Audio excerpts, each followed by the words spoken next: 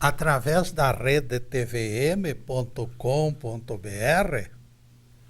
o programa Quarta Dimensão está disponível para o mundo. 15 de setembro de 2017, 17 horas. Esta semana, eu fui questionado por dizer que a mulher adúltera desapareceu no anonimato, depois de salva das pedras por Jesus, no programa passado. 2 palestrantes melhores do que você o desmentiram, disse alguém. Eles apontaram a mulher adúltera como Maria Madalena, Getúlio. Como você pode dizer que ela desapareceu no anonimato? Maria Madalena é uma figura universal. Meu caro, estes melhores pisaram na bola. Se aquela mulher fosse prostituta, pelas leis, tanto do tempo de Jesus quanto agora, ela deixaria de ser adúltera. Adultério é transgressão de mulher casada que trai marido. Eles não sabem disso. Prostituta pela Bíblia ou pelas nossas leis constitui profissão tolerada e até foi bastante requisitada pelos próprios sacerdotes judeus. Eu acho que antes de sair por aí de Bíblia em riste, certas figurinhas deveriam estudar e meditar mais tempo para não divulgar abobrinhas. Cuidando da imagem e do som, agradecemos a ajuda valiosa da equipe TVM. João Luiz Leal, manipulando botões da máquina, e as participações de Fernando na câmera e Luiz Fernando na exibição. Com eles na boleia, temos certeza de ótimo som e imagem perfeita. Este será o assunto de hoje. Petições irrefletidas surpreendem. Certa ocasião, abordávamos a assistência de Deus quando lhe dirigimos a prece. Alguém nos interrompeu para informar que as suas orações raramente eram atendidas. Por isso, Getúlio, declarou o telespectador descontente, eu discordo dessa sua insistência na eficácia da prece. Muitas e muitas vezes Deus tem me deixado de mãos abanando. Nesta nossa palestra, caríssimos, tentaremos explicar esse silêncio de Deus, muitas vezes de caso pensado para nosso bem. Diz a Bíblia que o rei Saul vivia na cola de Jeová para que seus problemas fossem resolvidos. E Saul consultou o Senhor, diz a Bíblia, e ele não respondeu, nem por sonhos, nem por sacerdote, nem através de profeta. 1 Samuel 28, versículo 6. Percebam que o Pai Celestial pode falar conosco através de sonhos e também de profetas. Ele pode esclarecer a razão do não atendimento. Ou pode se fechar em copas, não nos dando a menor bola. Por isso ele é Deus. No caso do rei Saul, o Pai Celestial simplesmente emudeceu. O que acontece quando um filho pede ao pai para nadar no riacho?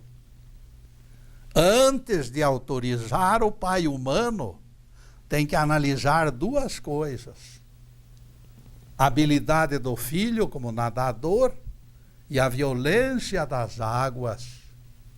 De posse destes dados, o pai dará o seu veredicto. Dirá sim ou não. Mesmo que o filho não entenda e se revolte, o pai fica tranquilo. Fez aquilo para o bem do filho. Em nossas relações com o Pai Celestial, o resultado pode ser idêntico.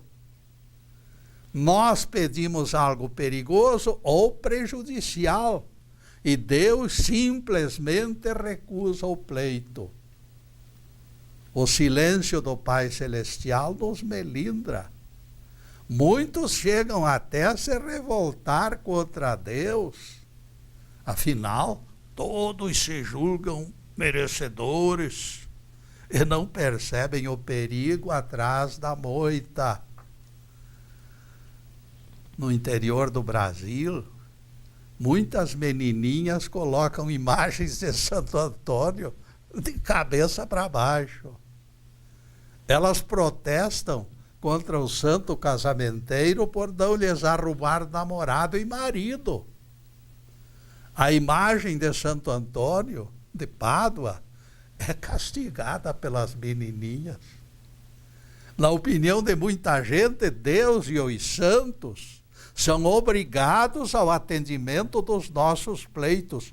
Agora, sem mais delongas.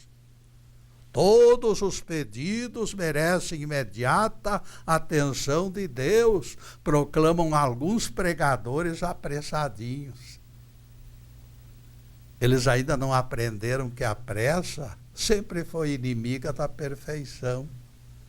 Como missionários, porque eles se intitulam missionários, com a boca grande. Se apresentam como proprietários da graça e se atribuem o direito de governar a vontade divina. Eles determinam e o Pai Eterno deve obedecer no mesmo instante. O Pai Celestial é obrigado a atendê-los. Plantam alface hoje e já querem comer no dia seguinte. Certa loja abriu portas numa esquina da rua direita com a Avenida dos Sonhos. Eu entrei para comprar alguma coisa. Surpreendentemente, vocês nem podem imaginar quem atendia o balcão.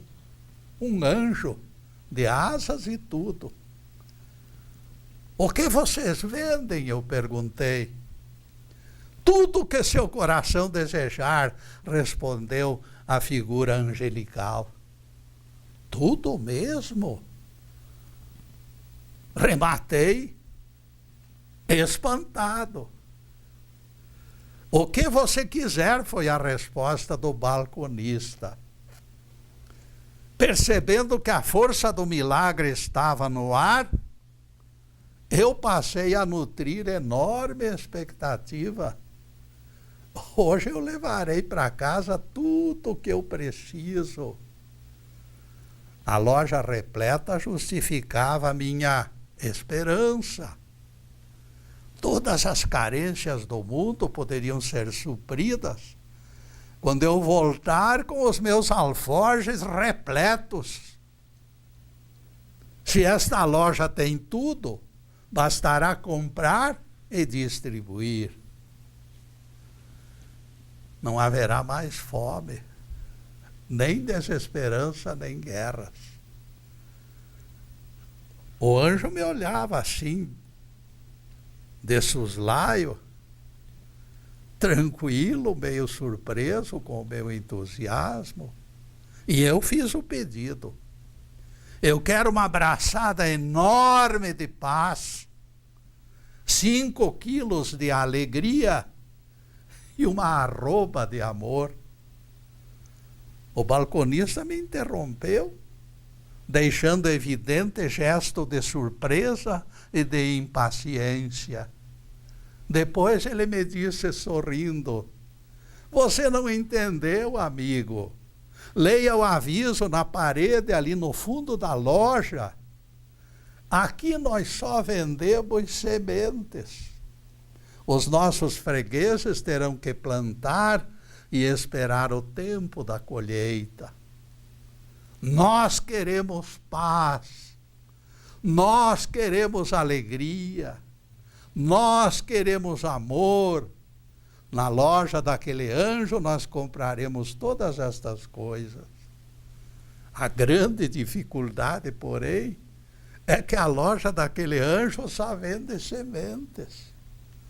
Teremos que plantar as sementes, esperar que elas germinem, regar e cultivar as plantinhas, para finalmente colher os frutos. A pretensão de receber tudo prontinho, como num passe de mágica, não funciona, caríssimos. Quem recomenda praticar o dolce e far niente dos italianos está cometendo estelionato com você. Nem tudo o que pedimos a Deus será concedido, porque a bênção é a estrada de duas mãos, vai e vem. Levante o ânimo, lute, e a recíproca vai se concretizar. Nem tudo o que pedirmos a Deus será concedido, porque nem tudo é conveniente. O Pai Celestial sabe o que é melhor para a nossa eternidade. E a nossa eternidade será construída de parceria com Ele. O apóstolo Paulo foi atormentado por algo que ele denominou espinho na carne. Aparentemente se trata de doença física. Acometido por este problema, escreveu Paulo, pedi 3 vezes ao Senhor para que o afastasse. Então o Senhor me disse: a minha graça te basta, porque o poder se aperfeiçoa na fraqueza. 2 Coríntios 12, versículos 7 a 9. A opinião de Paulo era uma, a opinião de Deus era outra. E nesta opinião, meus caros, nós vamos fazer a primeira interrupção em nosso programa. Mas é um zais. Daqui a pouquinho estaremos de volta. Obrigado.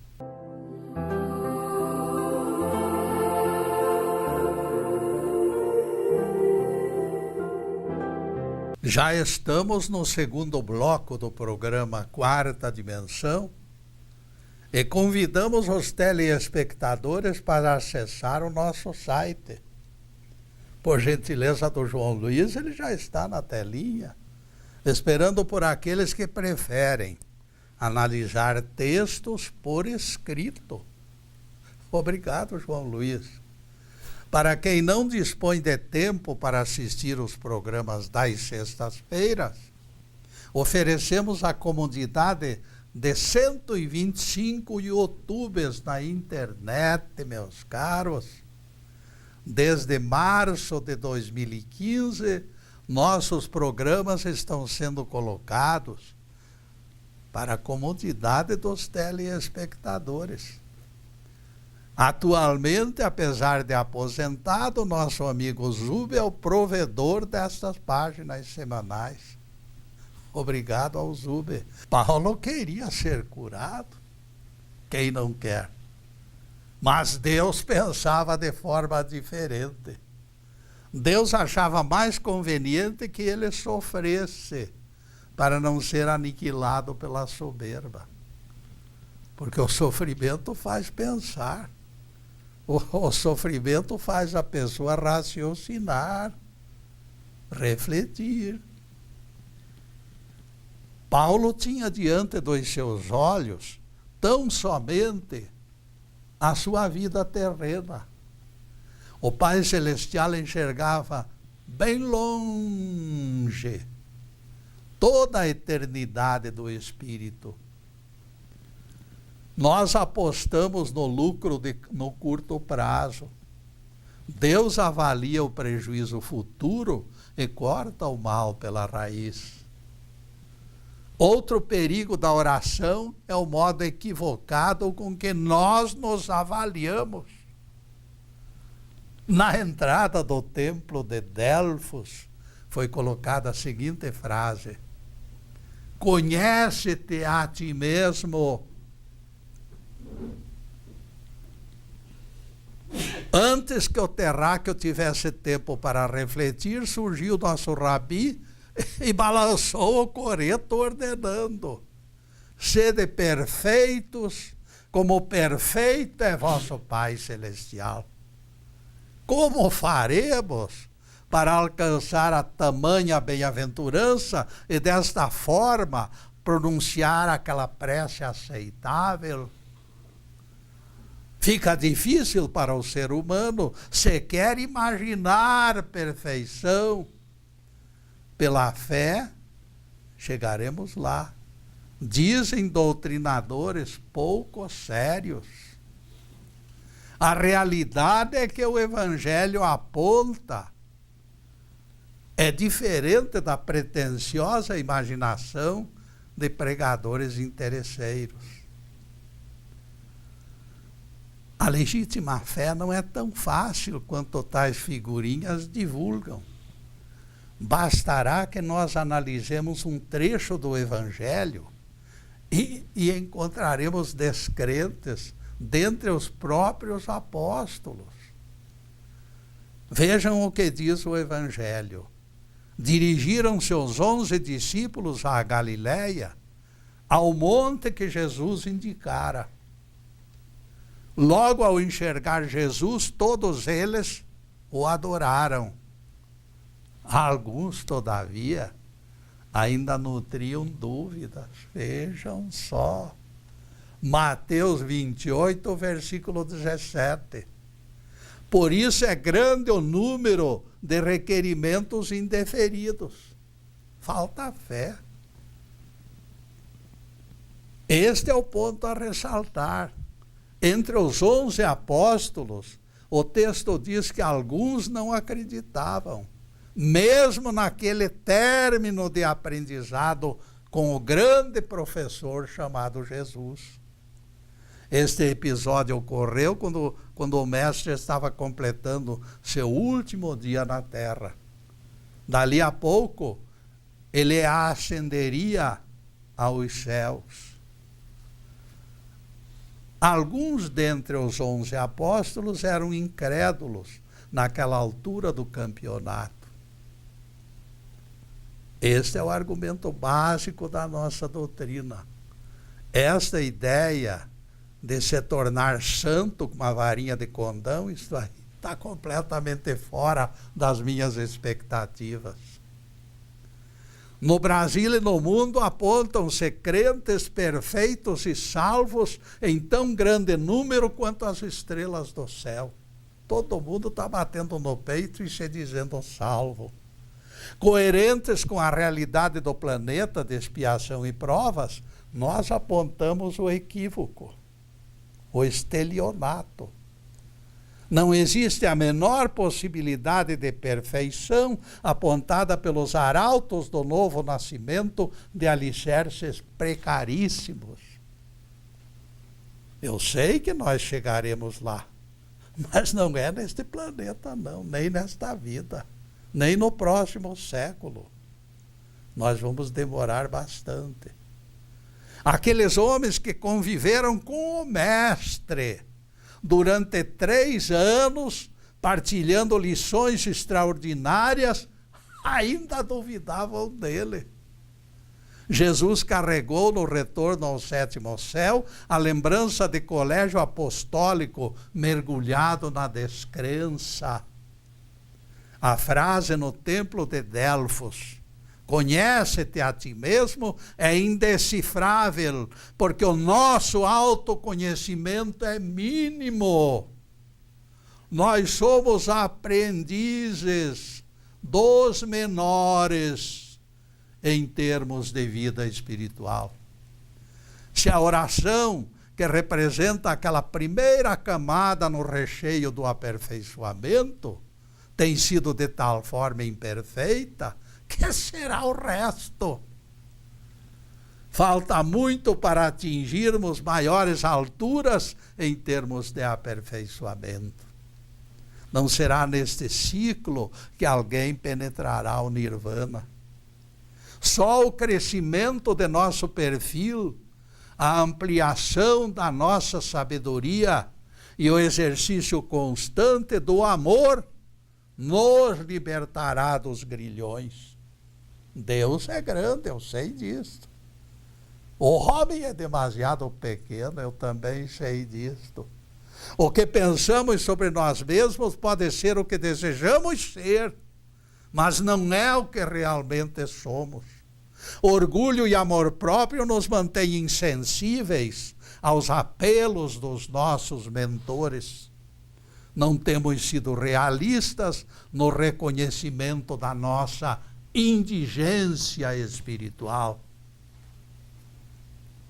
O certo será nos conscientizarmos que é preciso pensar duas vezes antes de fazer a nossa petição a Deus. Deus pode atender literalmente nossa prece e acontecem coisas surpreendentes. Será forçoso entendermos que o Pai Celestial possui absoluto e completo controle sobre todos os eventos. Muitas vezes o Pai Celestial se diverte com as nossas trapalhadas. No fundo, porém, nosso bem-estar e a nossa felicidade são objetivos de Deus. Ele quer o nosso bem. Manuel Bernardes de Vasconcelos atuava no ramo de importações em São Paulo.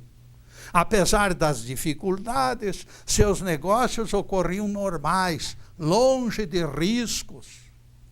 Primo de Portugal, no entanto, veio desafiá-lo por carta, propondo sociedade em operação altamente rendosa.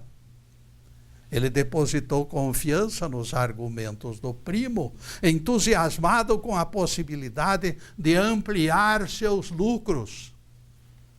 Chegou a casa eufórico, comunicando o fato à esposa. Você nem imagina, mulher.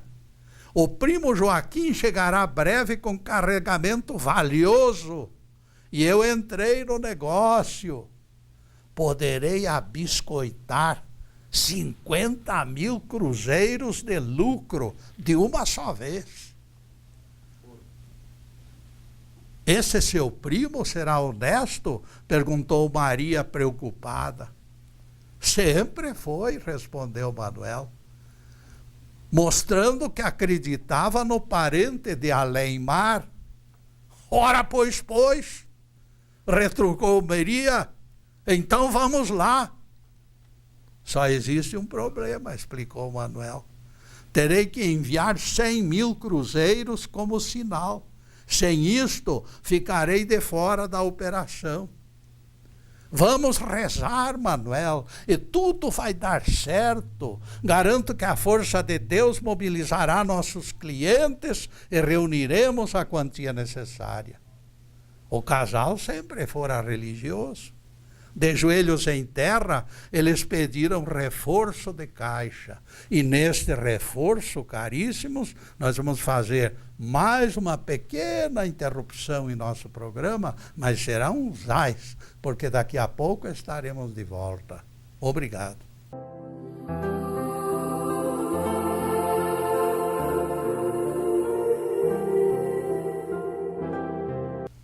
Estamos retornando com o programa Quarta Dimensão, terceiro bloco. O apóstolo Paulo escreveu: por que vos submeterdes a normas, como se a vossa vida ainda dependesse do mundo? Não tomes, não proves, não toques.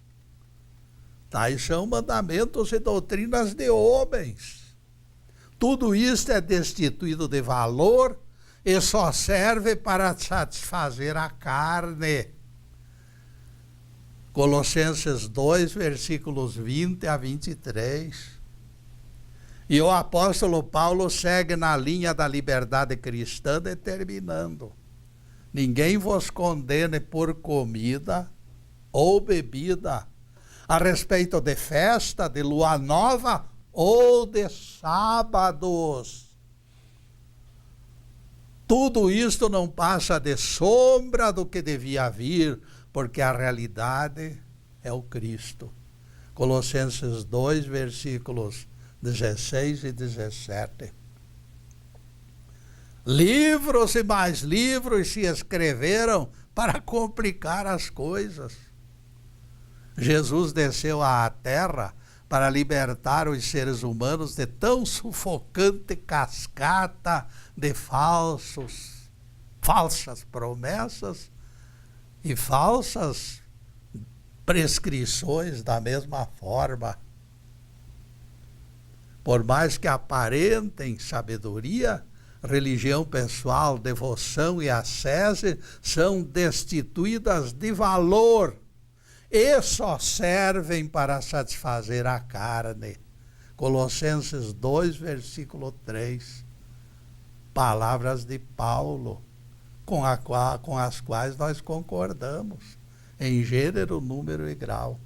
E depois desse pinguinho de doutrina, a continuação do nosso tema, petições irrefletidas surpreendem. E voltamos ao caso lá daquele português lá que estava esperando ganhar uma bolada. Que Deus encaminhasse os fregueses para engordar o cofre foi o pedido urgente do casal dirigido a Deus. Não podiam perder aquele negócio.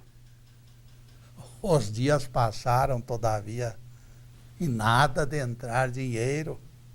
Chegou data da remessa e Manuel dispunha apenas de 10% do valor necessário.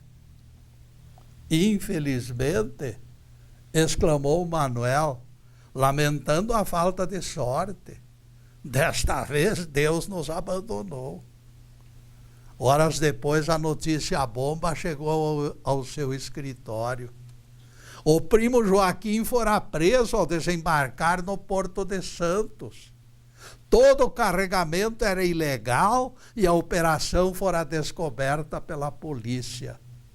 O primo Joaquim estava em maus lençóis. Prejuízo total. Foi nesta altura que Manuel compreendeu a razão do silêncio divino. Deus o salvara da desonra, da falência e da prisão. A criancinha vai caminhando para o abismo com as suas perninhas frágeis. Que faz o pai?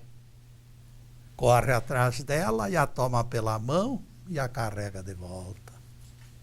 Encontramos desculpas para obras mal feitas e escondemos resultados da nossa incompetência. Ai de nós se não fosse Deus. Por outro lado, se algo desfizer totalmente as nossas ilusões de que somos importantes, de que somos infalíveis, poderemos cair do outro lado do abismo. A depressão poderá nos alcançar em seguida. A maioria não tem estrutura para conviver com o fracasso. Nesta contingência, a oração será a nossa única alavanca. A prece pode ser emplastro infalível. A prece forçará formulação de perguntas. Será que estamos sendo coerentes? Quais motivos e desejos nos levam a juntar as mãos em oração? Qual a atitude nos move diante das razões alheias? Porque existem outros na jogada. Estaremos conscientes das fraquezas contra as quais deveremos lutar? Ao dobrar joelhos, precisamos manter absoluta e completa honestidade diante de Deus.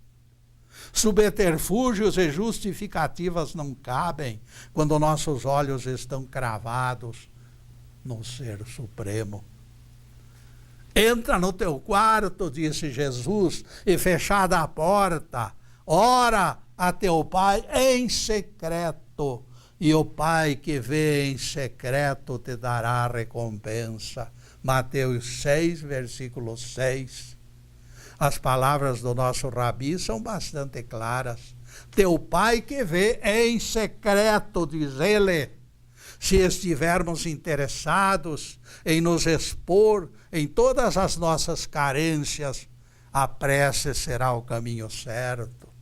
O Espírito de Deus vai esquadrinhar todos os escaninhos das nossas personalidades. Ninguém se espante, todavia. Abrir a alma poderá ser remédio contra a depressão. Todo desabafo sincero alivia tensões e nos permite pedir a Deus que nos ajude a nos tornar um pouquinho melhores, pelo menos. O Pai das alturas conhece nossas carências, pois nossos espíritos escaparam de suas mãos. Confiança e fé, oração e trabalho deverão ser as nossas oferendas. Existem viventes que colocam a aeronave da prece no espaço divino, para só depois concluir que não era aquilo que eles desejavam. Eles pediram errado e depois se arrependem. No fundo, aquelas pessoas nem queriam ser curadas. Estão ganhando auxílio-doença do INSS e não querem voltar para o trabalho. Preferem continuar encostadas, tranquilas. Diante do inspetor do instituto, chegam a pedir sintoma de enfermidade para sensibilizá-lo. Eles tentam enganar. Eles não atinaram que a prece é como faca que corta dos dois lados. É preciso cautela e discernimento para usar esta receita mágica, aceitar a vontade de Deus e concordar com mudanças no requerimento será a decisão acertada. O Pai Celestial conhece suas carências melhor do que você. Não esqueçamos que a visão divina enxerga além do horizonte, de todos os horizontes. Mesmo na escuridão, o Senhor percebe obstáculos perturbadores. Por mais arriscado que seja este nosso intercâmbio com as alturas, uma coisa é certa. A oração, meus caros, é o elo mais perfeito que nos une. Ninguém se iluda, não existem fórmulas igualmente prodigiosas. Embora a petição contenha riscos, isto não deve representar desestímulo, porém. Muito pelo contrário. Nós recomendamos tão somente cautela e bom senso. Vejam que as palavras sussurradas podem mover montanhas. A oração tem poder explosivo. A dinamite abre crateras na rocha. A prece levanta as grades da prisão e liberta o cativo. Ainda nos resta algo de aprender no uso da dinamite e da oração. O manuseio de ambas pode ser complicado. Há 2000 anos em Betânia, um homem chamado Lázaro já estava sepultado há 4 dias. Pelo que conhecemos da matéria, seria justo admitirmos que seu corpo já cheirava mal. Fora da caverna, outro homem chorou pelo amigo morto. Ele ainda estava com olhos úmidos quando disse a Marta: se creres, mulher, verás a glória de Deus. E o mesmo homem, sem dar maiores explicações, ordenou remoção da pedra. Todos ajudaram a retirar o obstáculo que vedava o sepulcro, embora sem compreender aquela atitude insensata de Jesus. Então, erguendo os olhos para o céu, o mestre disse: Pai, graças te dou porque me ouviste. De repente, um brado escapou dos lábios daquele homem: Lázaro, vem para fora. Esta cena define com clareza até onde pode chegar a força da prece. A própria morte tem sido incapaz de vencê-la. Ossos quebrados são reconstituídos. O câncer, como num passe de mágica, desaparece com todos os seus vestígios. Coração combalido readquire força. Espíritos obsessores fogem.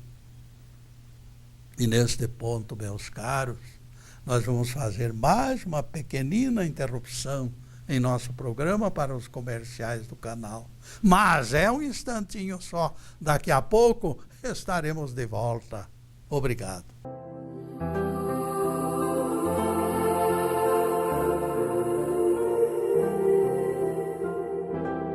E atingimos o último bloco do programa Quarta Dimensão. E avisamos. Ninguém esqueça este encontro semanal da sexta-feira, 17 horas. Já se tornou costume, nas tardes de sexta, o estudo de assunto do Evangelho, sem algemas. Na próxima semana apresentaremos outro tema de grande interesse. Em seguida, os últimos questionamentos sobre o assunto em estudo. Tudo é possível alcançarmos pela força da oração. O Velho Testamento da Bíblia também nos fornece exemplos do poder desta imensa força. Um desses episódios é expressivo. A seca que espalhou fome e sede no reinado de Acabe, gerou miséria e desalento. O sol inclemente não dava tréguas. Foi neste quadro de desolação, num determinado dia claro e seco, que o profeta Elias disse ao rei: sobe, come e bebe, porque já se ouve ruído de abundante chuva. 1 Reis 18, versículo 41. Aquele brado estranho do profeta seria de alguém delirante? O profeta estaria transtornado? Foram as perguntas justas e pertinentes dos circunstantes. Pensar em chuva, naquele dia claro e límpido, era sinal de loucura. Enquanto o rei Acabe se deteve a comer e beber, Elias se arrastou até o cume do Carmelo. Encurvado para o chão, o profeta meteu o rosto entre os joelhos e orou fervorosamente. 6 vezes. Elias consultou seu assistente e a resposta do moço era sempre a mesma: nenhuma gota de água. Na 7ª vez, porém, a notícia alvissareira entusiasmou Elias. Vejo uma pequena nuvem que se levanta do mar, tão pequena quanto a palma da mão de um homem. Disse o servo. Elias levantou-se eufórico como uma flecha e deu instruções ao moço: vai e diz ao rei para seguir viagem antes que a chuva o detenha. Dentro em pouco, porém, meus caros, contra todas as expectativas, os céus escureceram com nuvens pesadas e ventos fortes, e abundante chuva desceu sobre a terra. 1 Reis 18, versículo 45. A prece do profeta abrir as comportas dos céus, e as águas se derramaram pródigas pela terra seca. Já se ouve ruído de abundante chuva, dissera Elias para o rei, ainda quando não havia o menor sinal de aguaceiro. Movido pela fé, ele já sabia que faltava apenas estabelecer ligação no alto do Monte Carmelo, e o resto seria por conta de Deus. Percebam o grande paradoxo. Crescemos em todos os sentidos e esquecemos exatamente a ferramenta principal. Como praticantes da oração, o nosso progresso é lento. É exatamente este o motivo de que nossa ascensão caminhe a passos de tartaruga. Vejam que nenhuma das nossas invenções conseguiu libertar o aspecto negativo das nossas almas. Nem o fogo, nem a roda, nem a dinamite, nem a eletricidade, nem a energia atômica modificaram as nossas estruturas. O homem abriu picadas na selva e fez estradas. Conseguimos um poder atrás do outro. O maior de todos os poderes, no entanto, ficou entregue às moscas. Desde o tempo das cavernas, que os místicos exercitam a oração, e nós ainda não aprendemos a conversar direitinho com Deus. Nos 33 anos de sua vida, Jesus de Nazaré ensinou apenas uma única prece. E talvez nela se encontre estampada esta nossa cegueira em termos de obediência.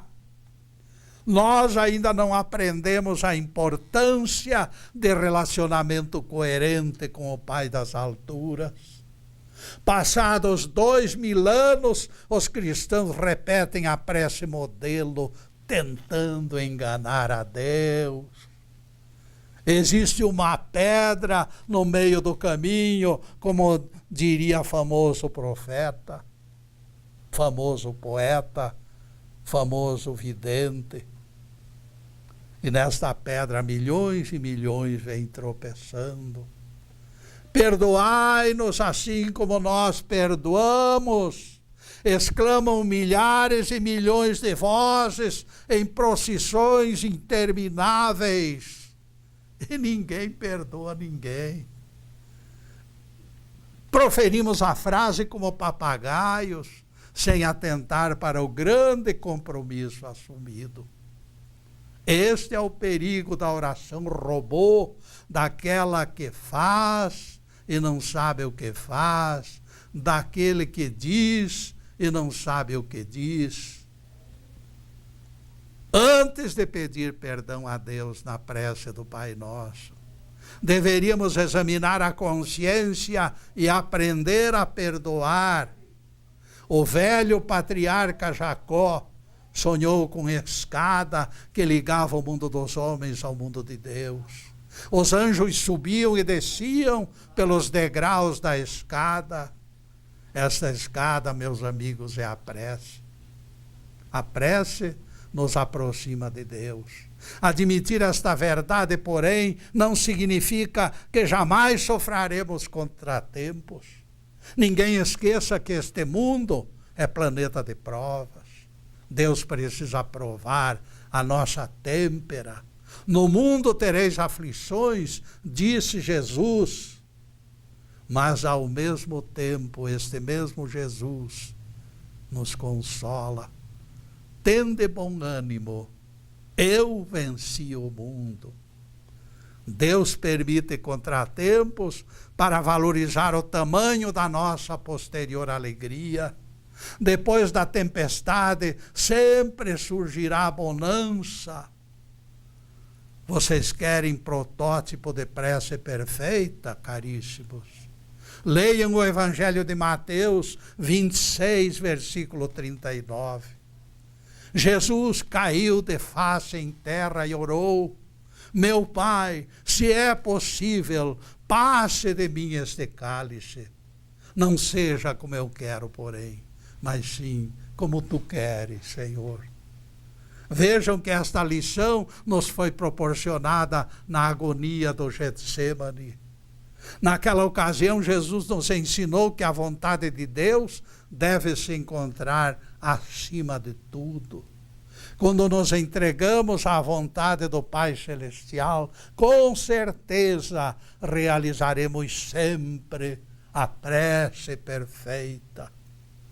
Felizes, meus amigos, são aqueles que sabem pronunciar a oração da entrega, a oração da obediência, a oração da humildade. Estou em vossas mãos, meu Deus. O Pai Celestial jamais deixará sem resposta estes apelos de corações contritos. A prece desta gente jamais deixará de ter uma resposta divina. Louvado seja Deus. Que o Senhor nos abençoe e nos guarde. Que o Senhor faça resplandecer o seu rosto sobre nós e tenha misericórdia de nós. Que o Senhor sobre nós levante o seu rosto e nos dê a paz. Louvado seja o nosso querido Deus Pai.